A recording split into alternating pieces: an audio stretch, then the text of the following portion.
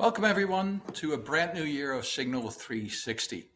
As we've done in the last few years, we start out with a look ahead of what the year might bring us.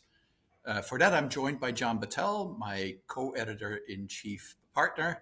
And John just published his 22nd year of his annual predictions that cover tech, marketing, and business. We'll pick a few of his predictions to discuss in more detail. So without further ado, welcome, John. Oh, it's Happy good New to be Year. here. Happy New Year. Happy New Year to everybody out there. So I read your predictions with great interest, and it looks like quite a year ahead. Yeah. That's the least I can say about it, right? But before we go into that, I'd like to revisit the past year because I always appreciate that before you write your next predictions, you actually go back to what you did for the year before. You kind of you score yourself, you assess it, that you're quite honest about it. So how did you do for 2024, and what was the biggest surprise for you? Well, I certainly, now that I have over 20 years of this, I can sort of see what my average is, over a long period of time. And then the year before, 2023, I kind of dipped. And so I got back to better than average last year. So it did pretty well. There were, obviously it was a year where everyone was trying to figure out what the next steps were going to be for AI. And so I spent some time on that. And what I predicted was going to happen, broad strokes did happen in AI. So I was happy about that. It was a year where we needed to sort of digest it and understand it. And so there wasn't going to be as much progress as maybe everyone wanted. But there still was a lot of progress. And I was surprised by how rapidly, particularly toward the end of the year, one new media platform emerged, which was a platform called Blue Sky, which is kind of, Mm. the son of Twitter, if you will. Like it came out of Twitter, it became an independent protocol, and then grew very rapidly at the end of the year. And that was not something that I had predicted, but it was a really interesting development, nevertheless. Well, that's great. I was very interested in Blue Sky as well, and nobody saw that one coming. I agree. So we'll see what it brings in the year ahead. But let's get into 2025. It's not a prediction itself, but you start your intro with the predictions how big tech executives are now becoming power players in U.S. Politics. Yeah, The news stories are plentiful about that one. right. Mar-a-Lago seems to be a frequent destination. Why will this even matter to us, and how will this shape the year ahead for business? Well, I see this sort of in the, if you will, the anthropology of business, right? If you study the social and power structures of business, for as long as I think you and I have been sort of in our careers, the most important sector of the business world as it relates to politics has always been finance. And every 4 years, if a new administration comes in, it's like which leader in the finance world, particularly from the big banks like Goldman or JP Morgan, is going to end up, in the cabinet, and how many of those finance types will have other important positions in the administration, right? This year, tech took the pole position in all of that. And technology related people, some of them from finance, like venture capital or hedge funds or private equity, but tech people are now in those power positions that usually are reserved for finance. And I just thought that that was really interesting and notable. I was not alone after my predictions, which came out at the end of the year. Just like the day before the new year. The Economist and the Financial Times wrote columns essentially saying the same thing. It's like, hey, wait a minute, where are all of our people? They're not they're not running the world. It seems like these tech people are running the world. So it wasn't necessarily an original idea, but I think it's an important one to keep in mind, because the tech industry, and particularly the folks who seem to be, coalescing around this administration, the incoming administration, they have a very different philosophy, if you will, from finance people. And that could mean some accelerated investment in areas that otherwise would not see it. It could mean a lot of unregulated approaches to innovation, faster, messier, more controversial. So it will be an interesting year, and 4 years really, to see how that plays out. For us that are not directly in tech but big users of it, what does it mean?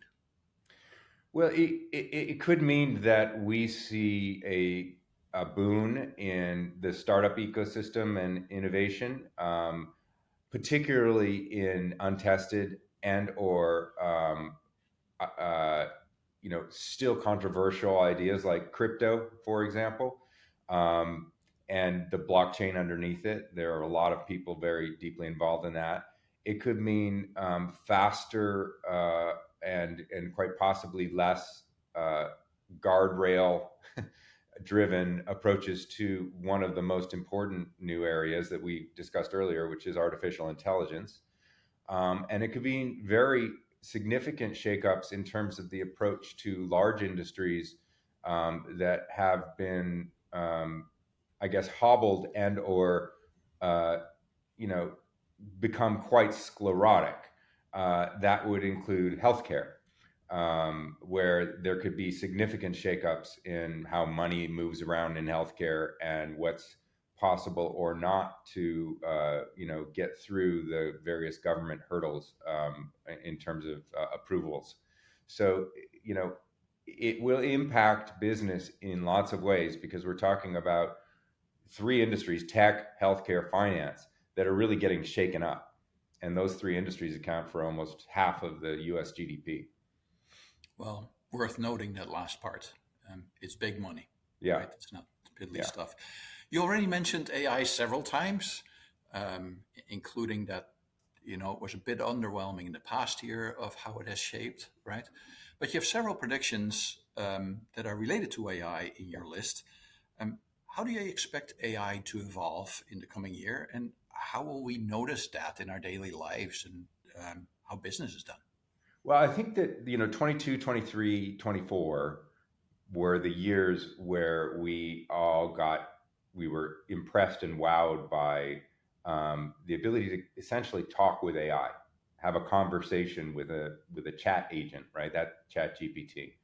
And that set of products gave us this sense that we could have intelligent conversations with technology, which was really a breakthrough. But in the last couple of years, we've wanted to, okay, it's nice to talk with you, but can you do some things for me? Like literally do things, book my travel, or uh, look at all of my supply chain information and change my ordering cadences of all the various parts I need to in my supply chain. Do something. And this is known as agentic or agent driven AI.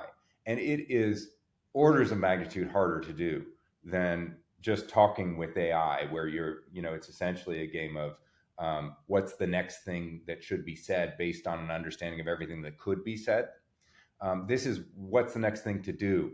And that world is going to be the focus, I think, this year. If you just look at all the big companies that are doing AI, they're all talking about agents.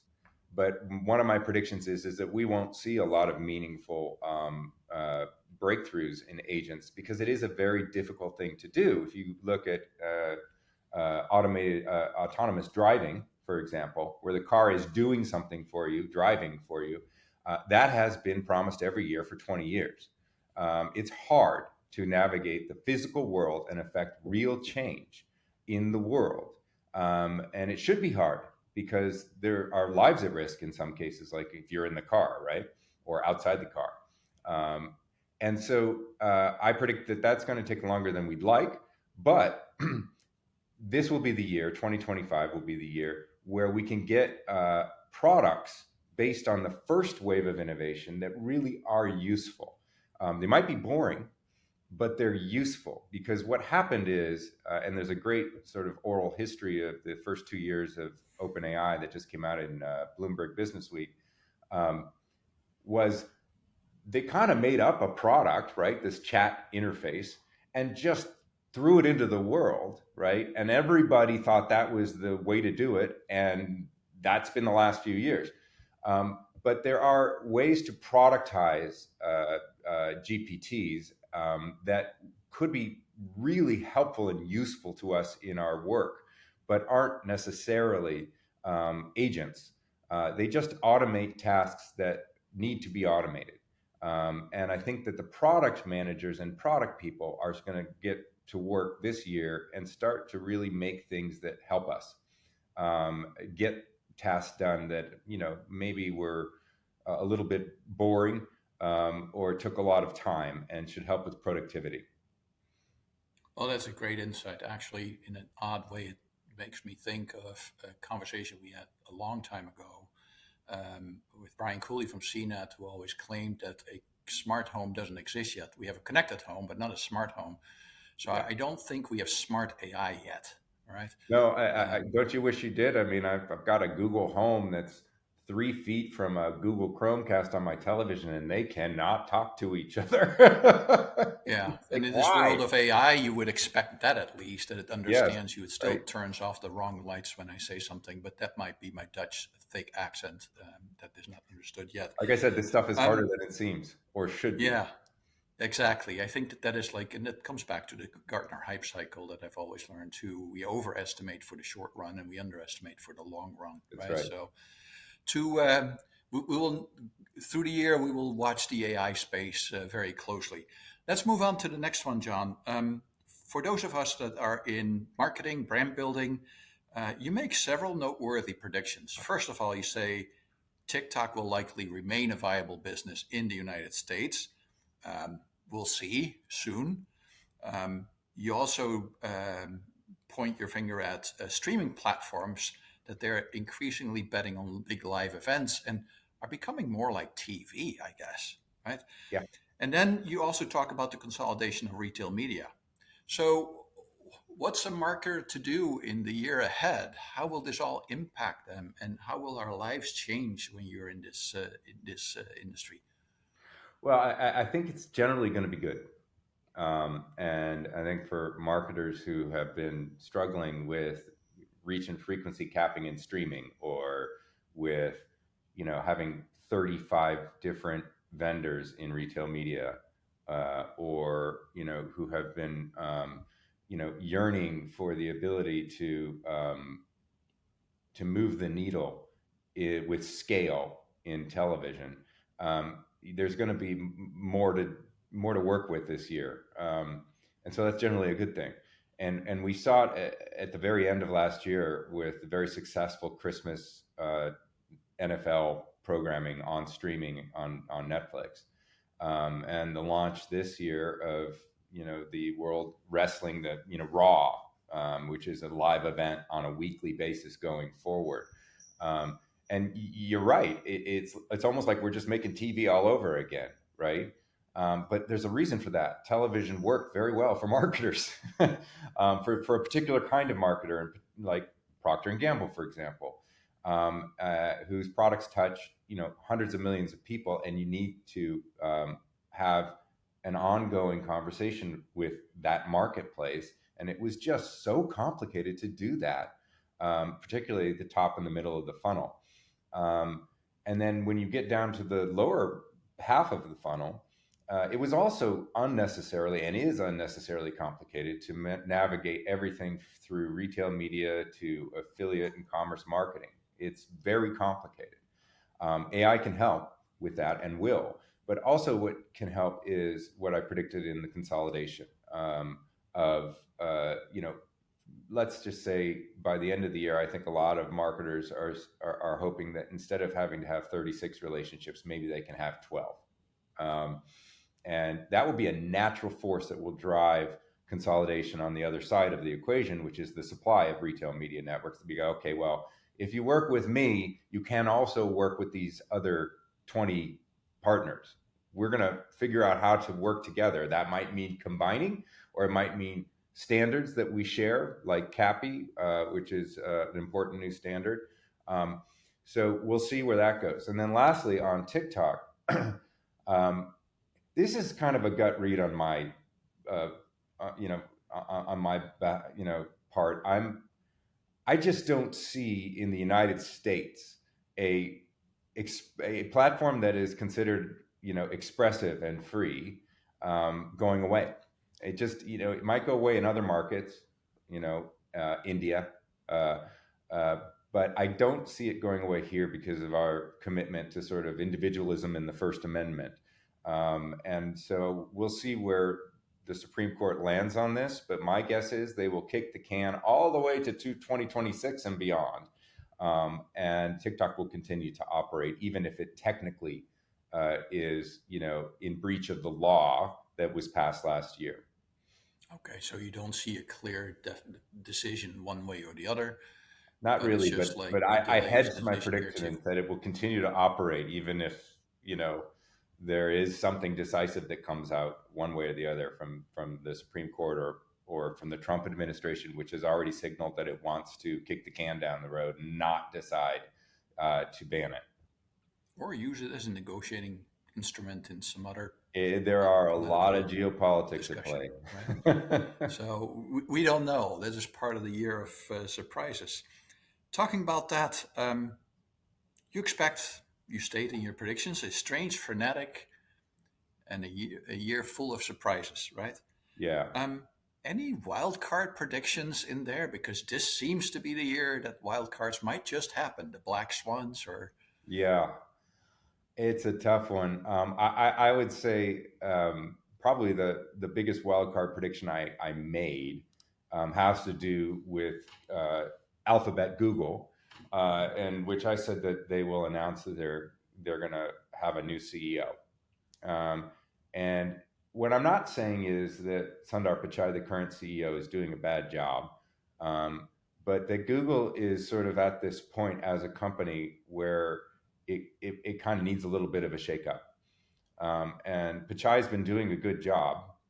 If you look at the stock price, right, for the past 5 years, no it's complaints there for it's anybody, right? enviable. But he's been CEO for 10 years now.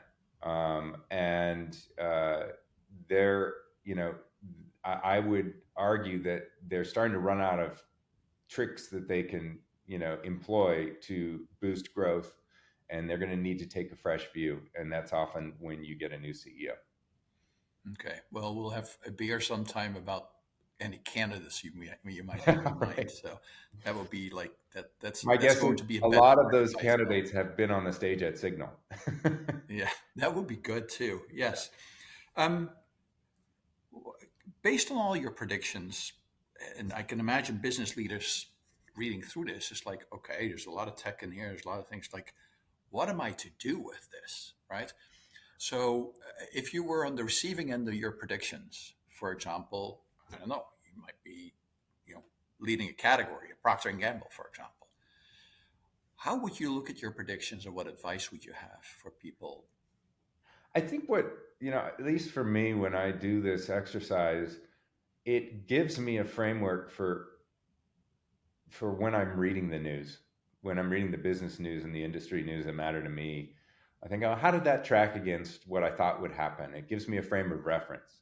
So when I saw the news that Netflix was launching Raw every week as a live event, I'm like, well, there you go. That makes sense. I was kind of prepared for that piece of news because I had thought about what was happening in streaming and thought, big live events are going to be a big deal next year. It's just sort of a way of being ready for the news, and possibly, if you believe in a trend, um, you know, getting out ahead of it and preparing for it, right? And saying, okay, well, I'm going to stand up a team that's going to be really smart at marketing and live events, and connecting that maybe to my retail media efforts, right? And understanding sort of the full funnel. And I'm going to think about, how do I get more data out of that system to make better, get good insights and make better real time or short term decisions that lead me to having a better quarter or a better year. Um, it's more like a framework, and the framework works in the negative. In other words, wait, this didn't happen. You know, it's just a way of thinking about what is a very chaotic and confusing landscape. Yeah, both of us have done scenario planning exercises, and this is for me an instrument just like to be prepared, right? Exactly. We all could argue differently on your predictions, but at least we have an educated discussion on why it is, which means, and then the so what attached to it. So I think that is very sound advice to read through the news with a lens and an opinion, so that you can actually adjust your flight plan, and be agile, right? So that's Exactly. how I Perfect. would personally Perfectly read it. said. So Yeah. good. Well, thank you. Um, John, this was wonderful. We're going to look, of course, through the lens of Signal 360 to many of these topics. We will also bring many of these topics to the stage of Signal 2025, and we have some big news on this one. We might as well mention it here. It's like Signal is moving to September next year. More details to come. It will coincide with executive meetings at P&G, and we expand our audience internally and hopefully also externally with that one. But I assume that many of the topics that are included in your predictions will also be on stage and in our article. So um, we wish everybody a productive and positive year ahead, and stay tuned. And you can help score John at the end of the year as well. So, John, Absolutely. thank Keep you me very on it. much for bringing this foresight and insight to us. Yeah. Thank you, Stan. I'm looking forward to the year.